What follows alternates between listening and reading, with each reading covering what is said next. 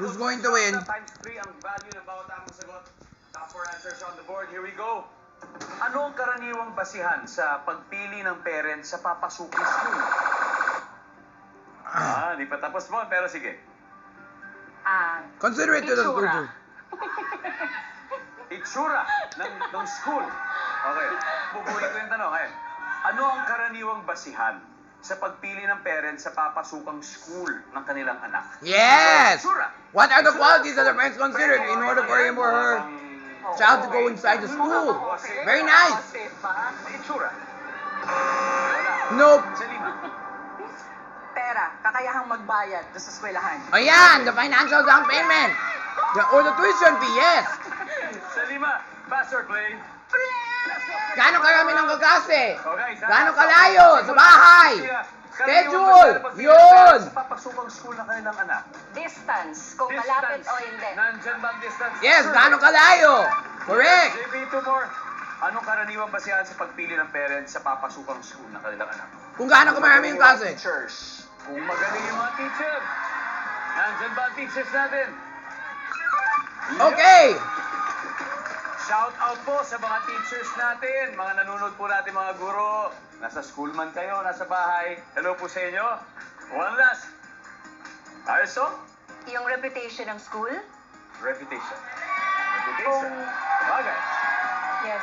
Reputation na maraming mga gumagraduate dito, mga gagaling. Mga top, mga nagtatap. bachelors. Ganyan. Nandyan ba ang Oh. reputation? Meron. Wala. First strike. Ito yung pinaka-exciting. Try if part. there's a special Ano education karaniwang like basihan me. sa pagpili Since ng I'm a parents sa papasukang PWD. school ng Try kanilang that one. Yung dami ng mga trabaho na kukuha.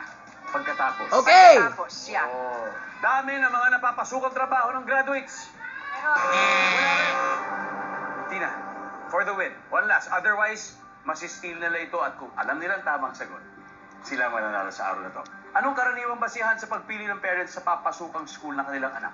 Alma mater nila. Doon sila nag-graduate. May loyalty. Okay. Nandyan ba ang alma mater? Meron. Nope. Ang hirap. Okay, here's the thing. 282 points. So, ibig sabihin, pag makuha nila 300 yan, makuha lang nila ng tama. Mananalo na sila. Bon!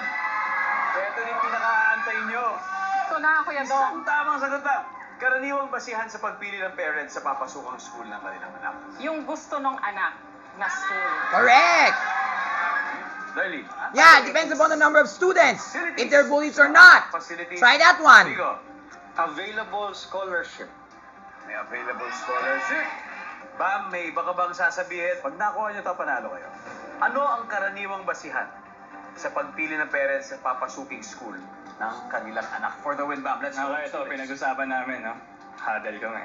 Yung preference ng bata, kung ano yung gusto ng bata. Correct. Kung ano yung gusto ng bata. For the win?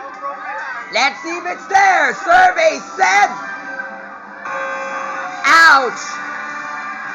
Team JP Soriano wins. Awesome. Hanep. Now, what's that last answer? Sayang.